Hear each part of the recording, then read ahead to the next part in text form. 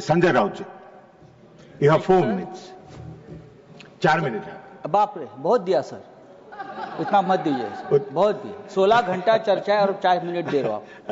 आपके पार्टी को जितना दिया आपने लिया होगा। पार्टी की बात छोड़ो, आपने ही दिया। दे रहे हैं सर। मैं बहुत संक्षिप्त में अपनी बात रखूंगा जी।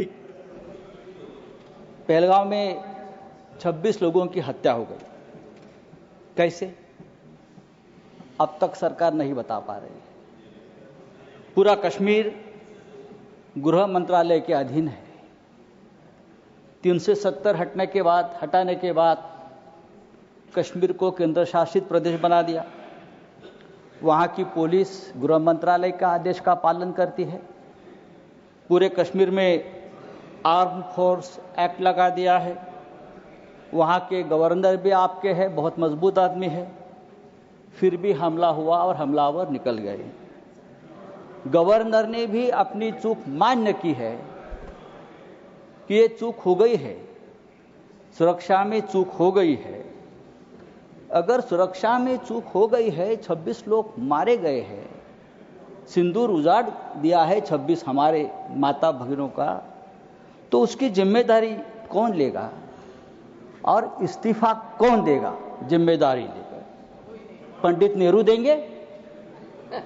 नहीं, पंडित नेहरू देंगे या प्रेसिडेंट ट्रम्प देंगे या जेडी वांस देंगे? कौन देंगे?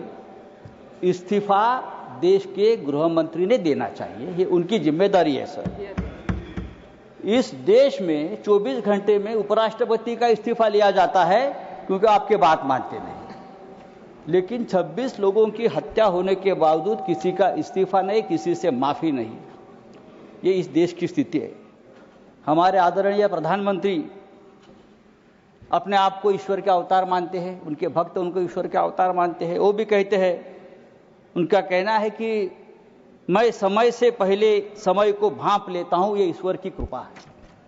तो क्या ये आतंकवादी पहलगांव में घुसकर 26 लोगों को मारने आने वाले हैं? ये आपने क्यों भाप नहीं लिया? ये हमारे सामने और देश के सामने सबसे बड़ा सवाल है। मैं कांग्रेस के हमारे जो नेता है उनसे कहना चाहता हूं, मेरे बाजू में बैठे हैं,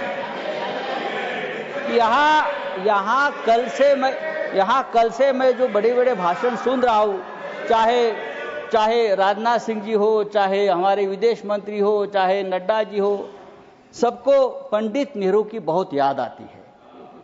पंडित नेहरू हो, सरदार पटेल हो, भूतकाल में बहुत घूमते हैं आप लोग। पंडित नेहरू उन्हें सोने भी नहीं देते और जीने भी नहीं देते। सरदार पटेल की भी याद आती है। मेरा ये कहना है कि नेहरू तो महान थे, लेकिन सरदार पटेल को प्रधानमंत्री न बनाकर हमने एक ऐतिहासिक भूल की है। बात ऐसी है कि नेहरू साहब बहुत ही डेमोक्रेटिक आदमी थे, सरदार पटेल लोह पुरुष थे। अगर सरदार पटेल ऐसे नेता थे जिसने पहली बार आरएसएस पर प्रतिबंध लगाया था।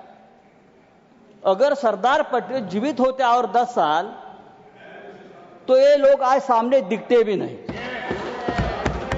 आरएसएस को पूरे आज प्रतिबंध लगा देते। समय समाप्त हो रहा है, उनकी विषय पर बोलिए। फेंक देते। समय समाप्त हो रहा है, विषय पर बोलिए। तो आपको पंडित नेहरू का आभार मानना चाहिए कि पंडित नेहरू की वजह से आप यहां बैठे हैं, राज कर रहे हो। ये पंडित नेहरू की मेहरबानी है। अगर सरदार पटेल प्रधानमंत्री होते तो आज आप हमारे सामने सत्ता में हो या देश में दिखते नहीं, उखाड़ कर फेंक देते। सर नहीं सर, सरकार ने आपका समय समाप्त हो गया। मैंने बोला था आपको, लेकिन आप उलझे हुए थे। मैंने आपको बोला था। सरकार बोल रही है समय समाप्त हो गया। पाकिस्तान हमारे सामने, अब मैं नेक्स्ट स्पीकर बुलाऊंगा। पाकिस्तान हमारे सामने गिड़गिड़ा रहा था, हाथ जोड़कर हमसे रिक्वेस्ट कर रहा था कि सीजफायर कर लीजिए, युद्ध विराम कर लीजिए। अगर युद्ध विराम किया है तो युद्ध विराम के बदले में हमको क्या मिला? आप मुझे बताइए।